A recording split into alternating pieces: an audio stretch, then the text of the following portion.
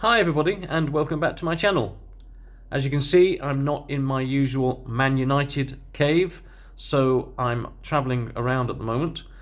But I wanted to give my thoughts on the upcoming clash in the Premier League with United's visit away to Nottingham Forest at the weekend on a Saturday at a normal 3 PM kickoff as well.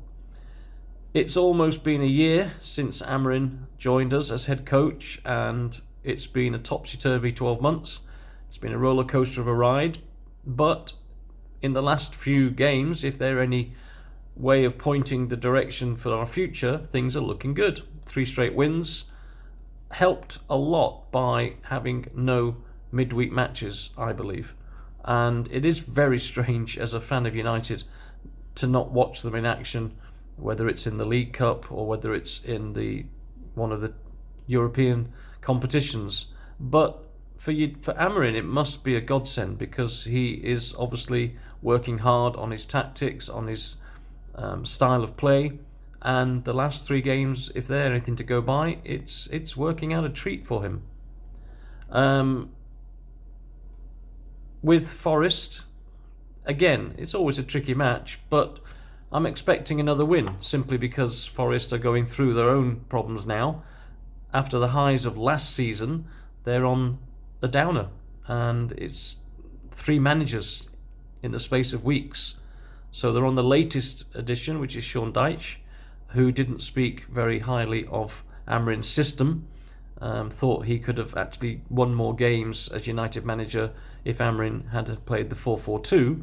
So we'll see what happens, and I know that Amorim reacted to that comment on his press conference today, and he just sort of ignores that and just gets on with his own job.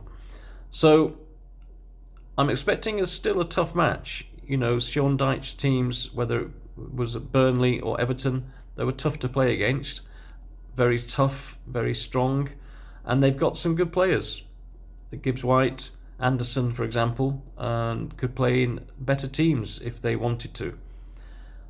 But, of course, with their new manager, they haven't got a set pattern yet, so it could be United taking advantage of that. And I fully expect United to go at them again, like we did in the last 3 matches that we've won, and come away from the City Ground with all 3 points.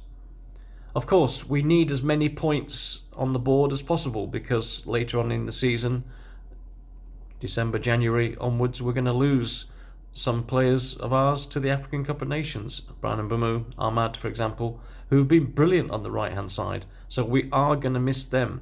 So we hope that the team can get some points on the board before those 2 leave for a month or so, depending on how long they're in the competition for, of course.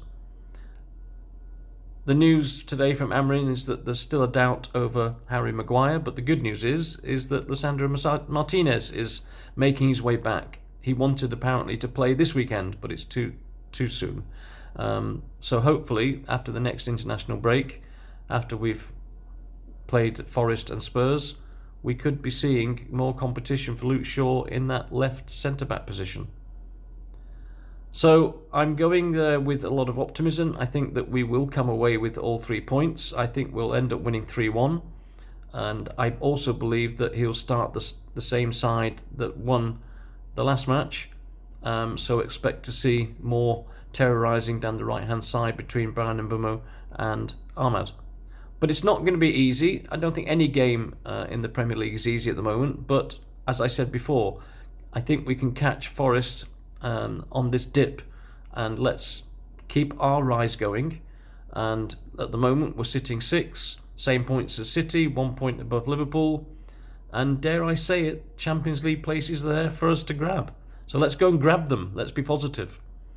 And again, if we can get another win on the bounce, that would take a lot of pressure off Amorim's shoulders and keep that positiveness going.